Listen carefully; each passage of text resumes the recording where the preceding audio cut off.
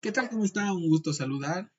Mi nombre es Luis Fernando Coello Pino, estudiante de la Universidad Metropolitana de la sede en Quito. Pues bien, hoy voy a hablar un poco de lo que comprende la rama de Derecho Civil. En sí, el tema de lo que es el testamento, ya que comprendemos que el testamento es un acto jurídico, pero vamos a hablar un poco de un tema general, que es el testamento, las asignaciones testamentarias y dentro de esto encontramos los fundamentos, los requisitos y las clasificaciones. Entonces vamos a hablar un poco de todo esto. Bien, como bien empecé diciendo antes, cuando hablamos de sucesión testamentaria, estamos hablando de sí, el testamento. Ya, ¿qué comprendemos por el testamento? Prácticamente hemos oído que el testamento es cuando una persona deja un escrito, cuando una persona se muere, ya, todo eso. Pero en sí, el testamento es un acto jurídico muy especial, ya que se caracteriza por algo, eh, que no es igual a lo que se realiza entre las personas vivas, ¿sí? El testamento necesita de una característica muy principal y muy primordial, sí, según la lectura que me mandó mi profesor, que es de Guillermo Bozano, el tomo uno, el capítulo 9, 10, 11 y 12. Ahí empieza diciendo que el testamento es un acto jurídico, pero tiene una característica especial, que no es igual el acto que se realiza entre los vivos y una persona que ya falleció. ¿Por qué? Porque entre los vivos se realiza contratos, que te compro esto, que compro una casa, que te vendí el carro, que te compré el carro, entonces eso se realiza entre vivos. En cambio, el testamento únicamente tiene validez, únicamente es, es legal, o sea, por así decirlo, cuando la persona muere, ¿ya? Y esto me explicó mi profesor que prácticamente cuando una persona está viva,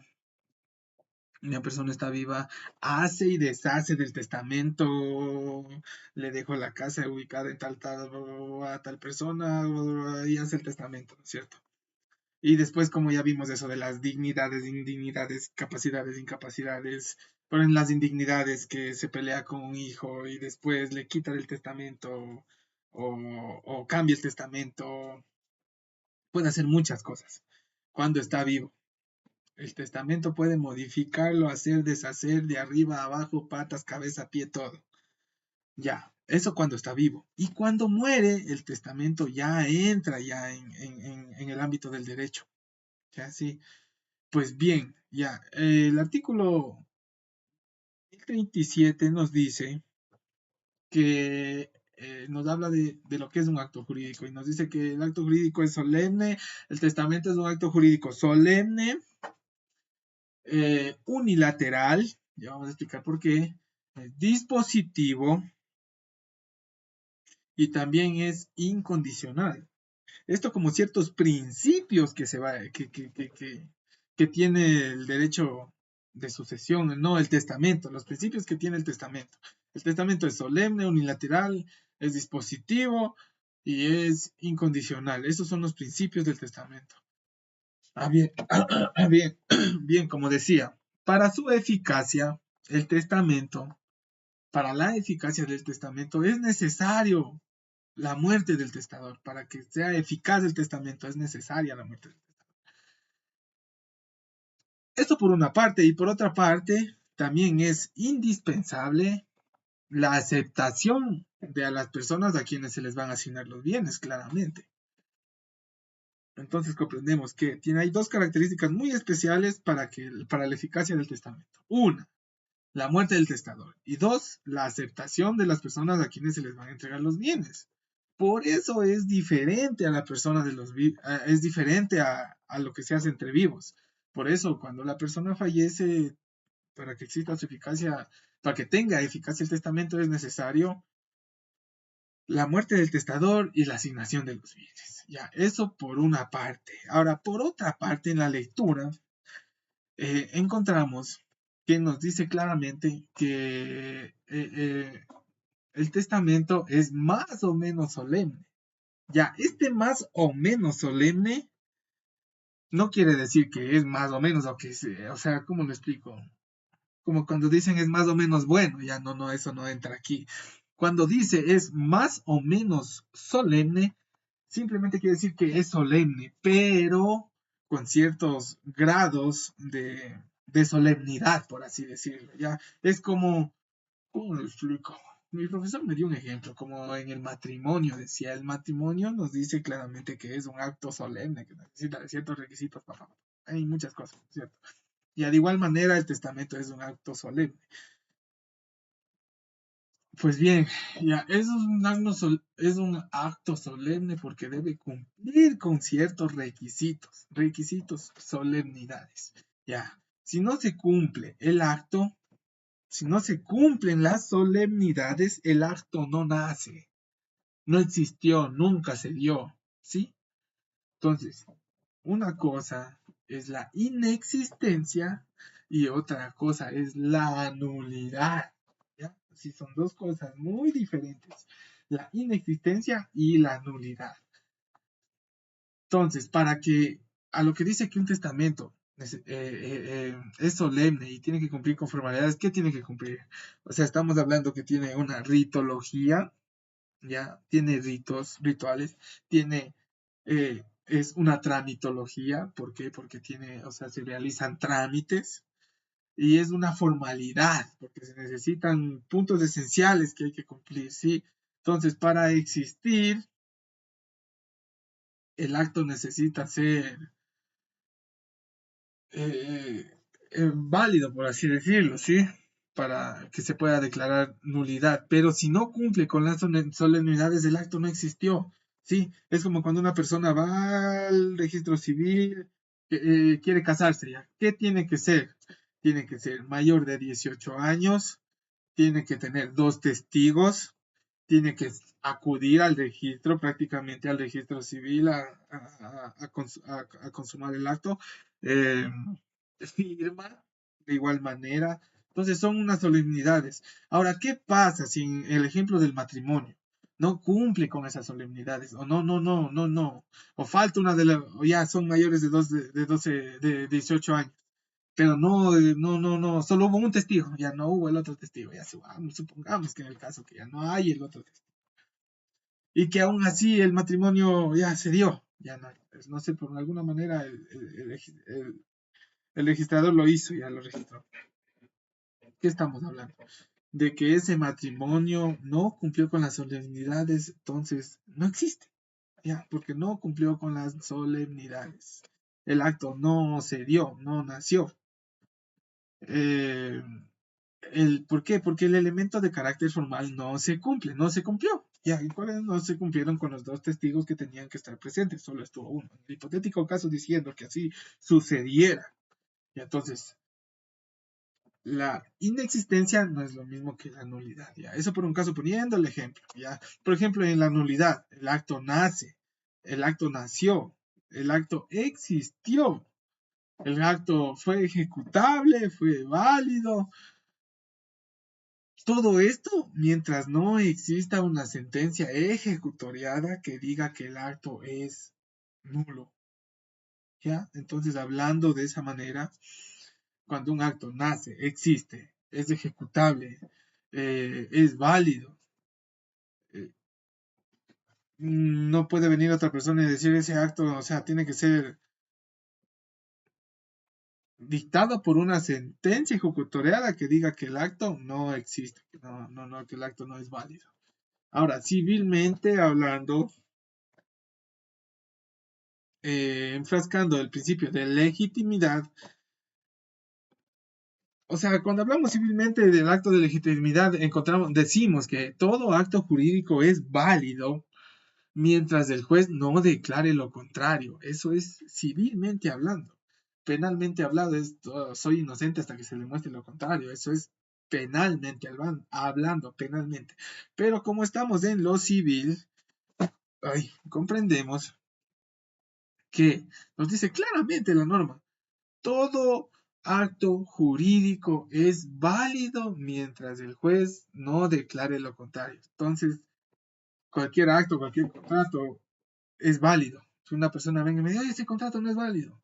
y decirle, ¿dónde está la sentencia que diga lo contrario? Que el acto no es válido. Entonces, todo acto jurídico es válido mientras el juez no declare lo contrario. Si el juez declara lo contrario y dice que no es válido, eso tiene que ser declarado en sentencia.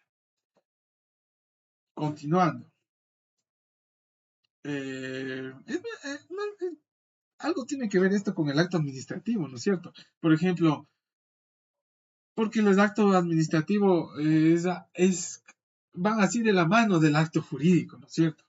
¿Por qué? ¿Por qué digo esto? Porque prácticamente en el acto administrativo se presume legítimo e inmediatamente ejecutivo, ¿no es cierto? Entonces ya va, es parecido a lo que estamos hablando civilmente.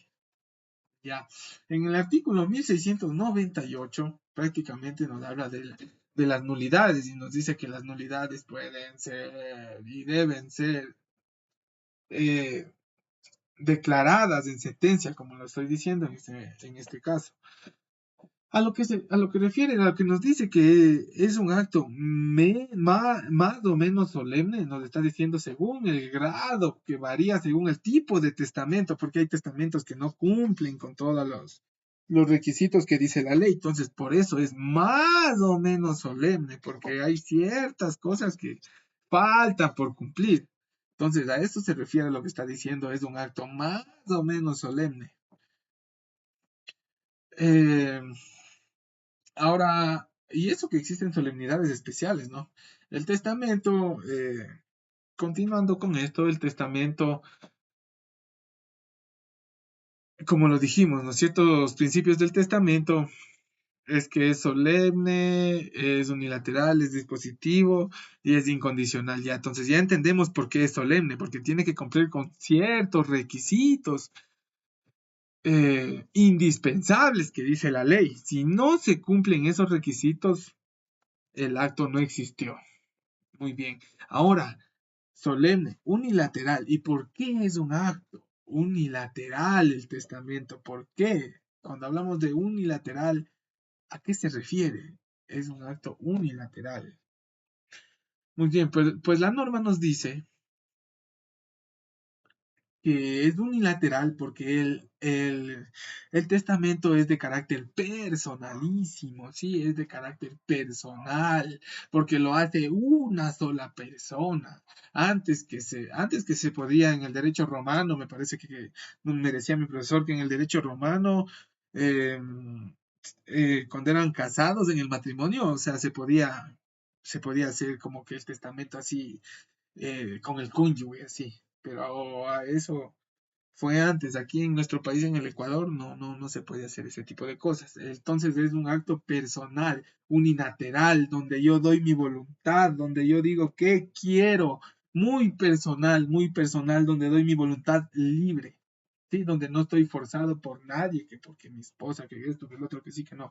Entonces, no, es un acto personal donde yo doy mi voluntad. Yo quiero hacer con mi patrimonio, que lo sudé, lo lloré, me costaron años de sacrificio, años de malas noches, años de pasar hambre, muchas cosas. Entonces, eh, es un acto muy personal, o sea, que otra persona venga y me diga, no, ¿sabes qué? Esto voy a hacer con tu patrimonio. O sea, no, o sea, ¿cómo? O sea, si mi patrimonio yo lo hice yo, con el sudor de mi frente, como dicen, ¿no es cierto? Entonces, a eso hablamos, a eso vamos, con que es un acto personal. Yo dispongo de mi patrimonio de la manera, discúlpeme la expresión, que yo quiera, la manera que me dé la gana, porque son mis cosas. Y nadie va a decir qué hacer con mis cosas. Entonces, por eso es un acto unilateral, porque me garantiza la voluntad esencial que yo quiero estar o dictar en testamento, con libre, sin presión de nadie, a libre disposición como de lo que yo quiera hacer con mis bienes. Ahora, hay una parte muy importante de la cual eh, vale hablar, que es la obligación modal, que es un acto exclusivo del acto del testamento. ¿Por qué? Porque aquí se hace disposiciones, o sea, el testador puede hacer una disposición, esto entendí, no contra sus hijos, ¿no? Porque los hijos son legatarios en primer grado, entonces no se puede asignar a los hijos esta obligación modal. La obligación modal es, por ejemplo, que una persona le deja una obligación a otra persona, o puede dejarle una obligación a un hijo, pero sin quitarle su parte del 50% que se divide para, digamos, son 4 hijos, se divide para 4, ¿no es cierto? Le puede dejar otro bien, le dice, aparte de tu herencia te dejo otro bien con la condición y que papá le dice una condición. Entonces, eso puede ser, eso es la obligación modal, cuando el testador le deja una obligación a una persona a cambio de un bien, ¿ya? Entonces, ya. ¿Y por qué es un acto? Va de la mano esto, ¿por qué es un acto dispositivo? Recordemos, solemne, unilateral, dispositivo. Ya, ¿por qué es un acto dispositivo? Ya prácticamente es un acto dispositivo y esto nos dice el artículo 1037 porque dispone de los bienes del, claro, del testador. Él dispone de sus bienes, teniendo en cuenta que hay los bienes corporales, incorporales, y dentro de los bienes corporales están los muebles, inmuebles, dentro de los corporales están los derechos y los créditos.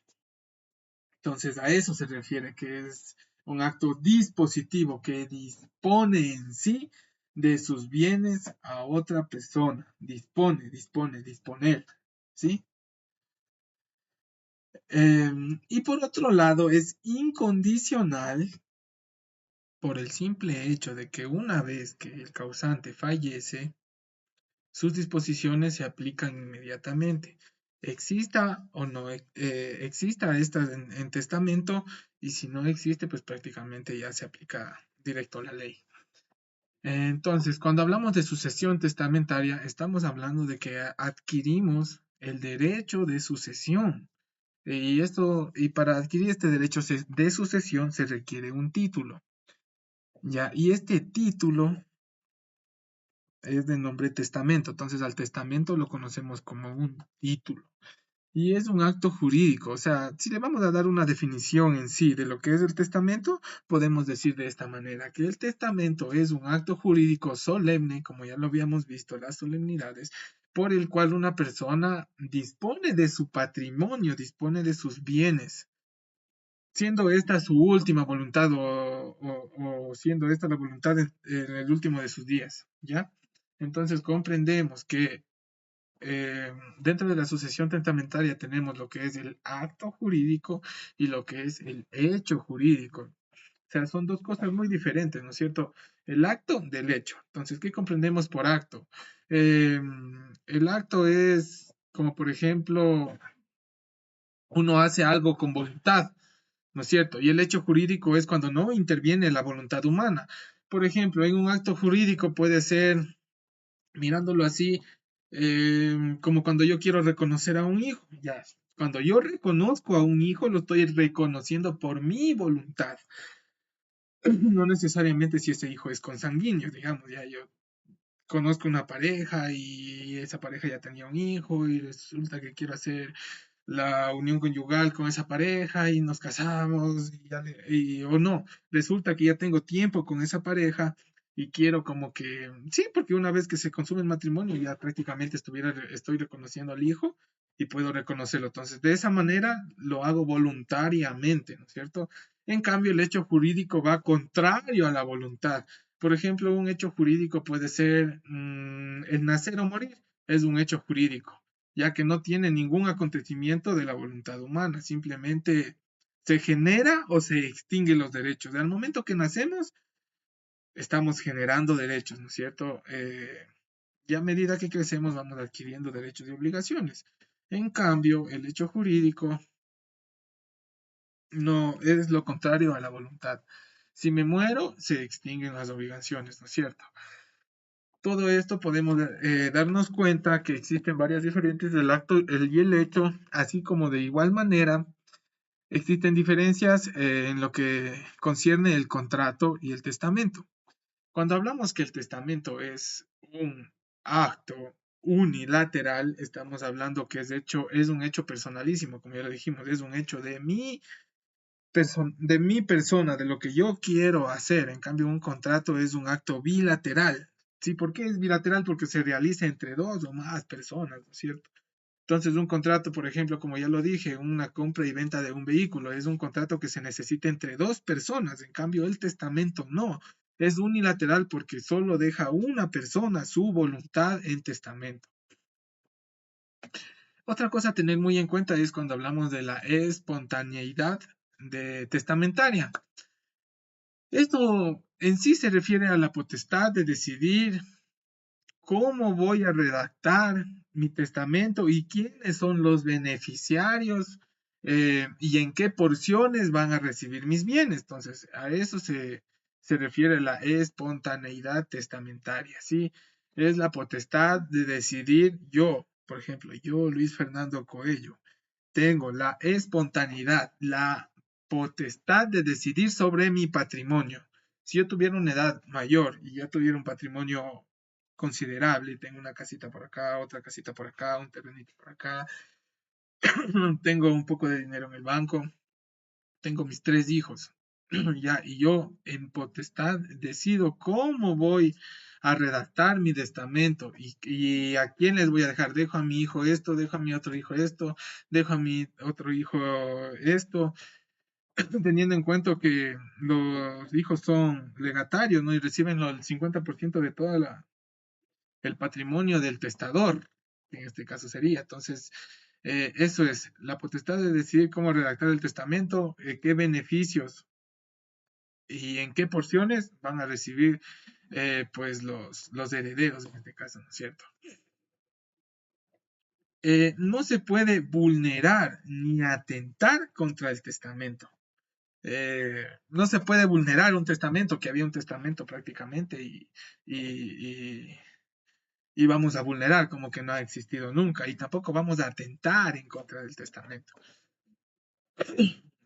Por otra parte, comprendemos que en un contrato no se puede testar. Eso es algo muy importante que tenemos que tener en cuenta. Por ejemplo, yo estoy realizando un contrato, una compra-venta de una casa. Ya estoy comprando un bien inmueble. Entonces, al momento que yo estoy comprando el bien, puedo decir, eh, puedo decir, eh, si me das el bien, yo te pongo en mi testamento. Entonces, no podemos hacer eso, hacer un contrato y decir, en este contrato prometo yo testar este bien a favor tuyo que está ubicado tal, tal, tal, tal, tal. No se puede hacer eso. Ya, eso en contratos. En un contrato no se puede testar. Decir yo en este contrato, testamento voy a poner tal. No se puede. Ya, y eso en base a, por ejemplo, en contratos. Si uno incumple un contrato, está incumpliendo con la obligación. ¿Y eso qué acarrea? Si yo incumplo la obligación y incumplo el contrato, firmo algo que no cumplo, posiblemente voy a acarrear muchas consecuencias más adelante, como son los daños y perjuicios, todo por incumplimiento, ¿cierto?